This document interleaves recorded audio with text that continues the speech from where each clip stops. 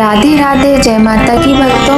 आप सभी का स्वागत करती हूँ स्पिरिचुअल ज्ञान साधना में और आप सभी से अनुरोध करती हूँ कि स्पिरिचुअल ज्ञान साधना को सब्सक्राइब कर लीजिए और बेल आइकन को प्रेस कर दीजिए ताकि आपको नई नई वीडियोस का श्री शिवाय नमस्तुभ्यम। जय माता की राधे राधे भक्तों, कैसे हैं आप सभी लोग। आशा करते हैं सब लोग बहुत अच्छे होंगे। प्रिय भक्तों, सावन का पावन महीना चल रहा है और सावन महीने में भगवान शंकर की पूजा उनके परिवार के सदस्यों के साथ करनी चाहिए। इस माह में भगवान शिव के रुद्राभिषेक का विशेष महत्व है, इसलिए इस मास में प्रत्येक दिन रुद्राभिषेक किया जा सकता है, जबकि अन्य माह में शिववास का मुहूर्त देखना पड़ता है। प्रिय भक्तों, आज श्रावण मास की शिवरात्रि है। आप सभी को श्रावण मास की शिवरात्रि की हार्दिक शुभकामनाएं। भगवान शिव के रुद्राभिषेक में जल, दूध, दही, शुद्ध घी, शहद से स्नान कराया जाता है। अभिषेक कराने के बाद भगवान का बेलपत्र, शमी पत्र, कुशा तथा दूब आदि से श्रृंगार किया जाता है। अंत में प्रभु को भांग, धतूरा, श्रीफल आदि भोग में लगाया जाता है। शिवलिंग पर बेलपत्र तथा शमी पत्र चढ़ाने का वर्णन पुराणों में भी किया गया है। बेलपत्र भोलेनाथ को प्रसन्न करने के लिए शिवलिंग पर चढ़ाया जाता है। आक का फूल शिवलिंग पर चढ़ाने से सोने के दान के बराबर फल मिलता है।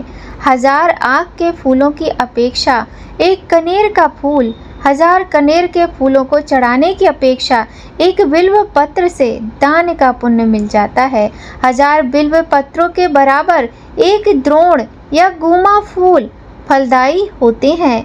1000 गुमा के बराबर एक चिड़चिड़ा, 1000 चिड़चिड़ा के बराबर एक कुश का फूल और 1000 कुश फूलों के बराबर एक शमी का पत्ता, 1000 शमी के पत्तों के बराबर एक नीलकमल, 1000 नीलकमल से ज़्यादा एक धतूरा और 1000 धतूरों से भी ज़्यादा एक शमी का फूल पुण्य देने वाला होता है। प्रिय भक्तों, भोलेनाथ बहुत ही भोले हैं, देवों के देव हैं, महादेव हैं। उनके विषय में, उनकी विशेषताओं के विषय में कोई भी व्यक्ति वर्णन नहीं कर सकता है। इतने भोले और इतने दयालु हैं कि वे छोटी छोटी ऐसी चीज़ों से प्रसन्न होते हैं जो कोई भी प्रसन्न नहीं होता है। कोई भी देवता प्रसन्न नहीं होता जिन चीज़ों से।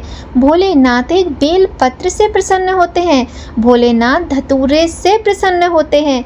आप ही बताइए ऐसे कौन से देव हैं जो इन वस्तुओं से प्रसन्न हो।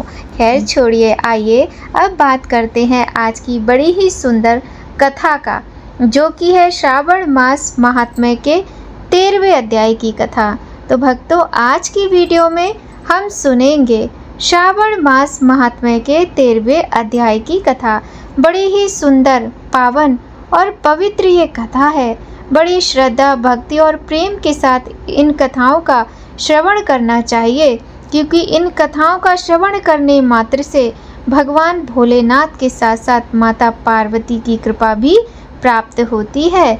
तो आइए भक्तों, आज के इस शुभ दिन सुनाते हैं आपको श्रावण मास महात्म्य के 13वें अध्याय की कथा। बोलिए गणेश भगवान की जय, गौरी शंकर भगवान की जय, लक्ष्मी नारायण भगवान की जय। सनत कुमार ने शिवजी से कहा, हे भगवान, किस व्रत के करने से अतुल सौभाग्य प्राप्त होता है तथा प्राणी पुत्र, पौत्र, धन और ऐश्वर्य प्राप्त कर सुख भोगता है। हे ईश्वर, मुझे उन व्रतों में उत्तम व्रत को कहो। यह सुनकर ईश्वर ने सनत कुमार से कहा, हे सनत कुमार, त्रैलोक प्रसिद्ध दुर्गा गणपति नाम का व्रत है। इसे भगवती पार्वती ने श्रद्धा से किया था। श्रावण मास के शुक्ल पक्ष की पवित्र चतुर्थी के रोज पापों को नष्ट करने वाले इस व्रत को करो। चतुर्थी के रोज एक दंत गज के तुल्य मुख वाले श्री गणेश की प्रतिमा का निर्माण कराकर सिंहासन पर स्थापित करें। उस सिंहासन में हुआ बिछाकर तांबे के कलश पर स्थापित करें। लाल कपड़ा बिछाकर सर्वतोभद्र मंडल का निर्माण कर उस पर कलश स्थापित करें। लाल फूल तथा 5 पत्रों से पूजा करें।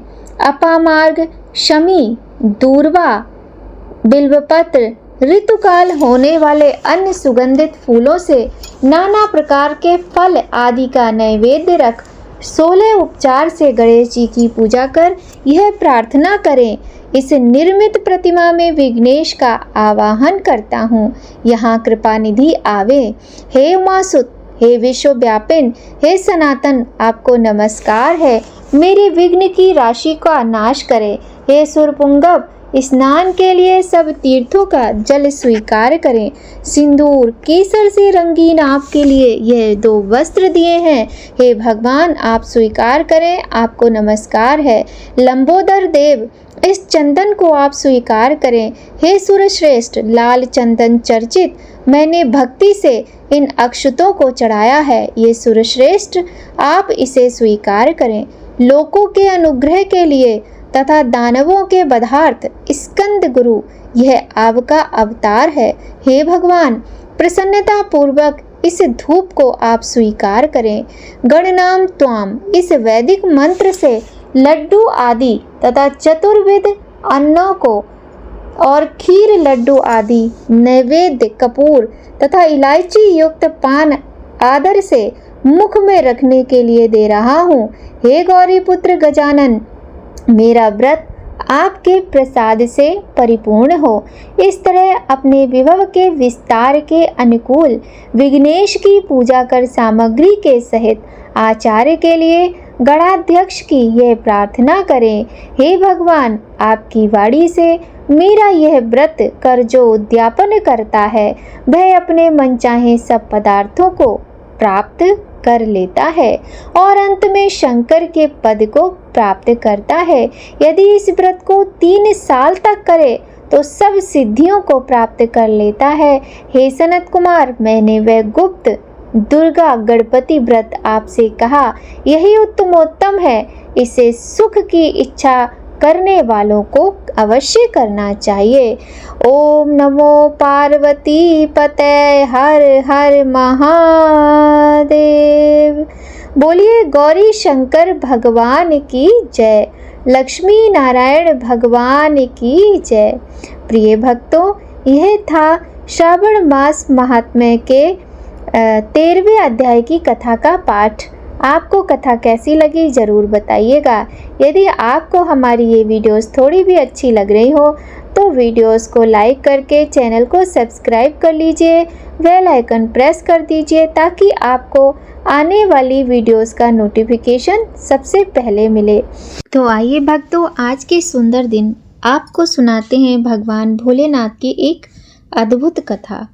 आपने दक्षिण भारत के विश्व प्रसिद्ध मंदिर सबरीवाला में स्थित भगवान अयप्पा के विषय में सुना होगा। तो आइए आज सुनते हैं उन्हीं की सुंदर कथा। भगवान अयप्पा शिवजी और विष्णु जी के पुत्र माने जाते हैं। इनके जन्म और पालन की कथा अत्यंत रोचक है। भगवान अयप्पा जग पालन करता भगवान विष्णु और शिवजी के पुत्र हैं। दरअसल मोहिनी रूप में भगवान विष्णु जब प्रकट हुए तो भगवान शिवजी का वीरपात हो गया। इससे भगवान अयप्पा का जन्म हुआ। भगवान अयप्पा की पूजा सबसे अधिक दक्षिण भारत में होती है, इसीलिए हम लोग बहुत ज़्यादा इनके विषय में नहीं जानते हैं। तो सुनते हैं पूरी कथा। भगवान अयप्पा को हरिहरन नाम से भी जाना जाता है। हरि अर्थात भगवान विष्णु और हरन अर्थात शिव। हरि और हर के पुत्र अर्थात हरिहरन, इन्हें मणिकंदन भी कहा जाता है। यहाँ मणि का अर्थ सोने की घंटी से है और कंदन का अर्थ होता है गर्दन अर्थात गले में मणि धारण करने वाले भगवान। इन्हें इस नाम से इसलिए पुकारा जाता है क्योंकि इनके माता पिता शिव और मोहिनी ने इनके गले में एक सोने की घंटी बांधी थी। पौराणिक कथाओं के अनुसार अयप्पा के जन्म के बाद मोहिनी बने भगवान विष्णु और शिवजी ने इनके गले में स्वर्ण कंठिका पहनाकर इन्हें पंपा नदी के किनारे पर रख दिया था तब पंडालम के राजा राजशेखर ने इन्हें अपना लिया और पुत्र की तरह इनका पालन लालन किया। राजा राजशेखर संतान ही थे। वर्तमान समय में पंडालम केरल राज्य का एक शहर है। जब अयप्पा राजा के महल में रहने लगे, उसके कुछ समय बाद रानी ने भी एक पुत्र को जन्म दिया। अपना पुत्र हो जाने के बाद रानी का व्यवहार दत्तक पुत्र अयप्पा के लिए बदल गया। राजा राजशेखर अयप्पा के प्रति अपनी रानी के दुर्व्यवहार को समझते थे। इसके लिए उन्होंने अयप्पा से क्षमा मांगी। रानी को इस बात का डर था कि राजा अपने दत्तक पुत्र को बहुत स्नेह करते हैं, कहीं वे अपनी राजगद्दी उसे ही ना दे दें। ऐसे में रानी ने एक बीमारी का नाटक किया और अयप्पा तक सूचना पहुंचाई कि वह बाघिन का दूध पीकर ही ठीक हो सकती हैं। उनकी चाल वन में रही। राक्षसी महिषी द्वारा अयप्पा की हत्या कराने की थी। अयप्पा अपनी माता के लिए बाघिन का दूध लेने वन में गए। जब वहां महिषी ने उन्हें मारना चाहा तो अयप्पा ने उसका वध कर दिया और बाघिन का दूध नहीं लाए, बल्कि बाघिन की सवारी करते हुए माँ के लिए बाघिन लेकर चले आए। जब अयप्पा बाघिन की सवारी करते हुए वन से विहार करते हुए बाहर आए तो राज्य के सभी लोग उन्हें जीवित और बाघिन की सवारी करते देखकर हैरान रह गए। सभी ने अयप्पा के जयकारे लगाए। तब राजा समझ गए कि उनका पुत्र कोई साधारण मनुष्य नहीं है। इस पर उन्होंने रानी के बुरे बर्ताव के लिए उनसे क्षमा मांगी। पिता को परेशान देखकर अयप्पा ने राज्य छोड़ने का निर्णय लिया और पिता से सबरी पहाड़ियों में मंदिर बनवाने की बात कहकर स्वर्ग चले गए। मंदिर बनवाने के पीछे उनका उद्देश्य पिता के अनुरोध पर पृथ्वी पर अपनी यादें छोड़ना था। पुत्र की इच्छा अनुसार राजा राजशेखर ने सबरी में मंदिर का निर्माण कराया। मंदिर निर्माण के बाद भगवान परशुराम ने अयप्पा की मूर्त का निर्माण किया और मकर संक्रांति के पावन पर्व पर उस मूर्त को मंदिर में स्थापित किया। इस तरह भगवान अयप्पा का मंदिर बनकर तैयार हुआ। तब से भगवान के इस रूप की पूजा हो रही है। माँ दुर्गा द्वारा महिषासुर के वध के बाद जीवित बची उसकी बहन महिषी ने ब्रह्मा जी की कठोर तपस्या की।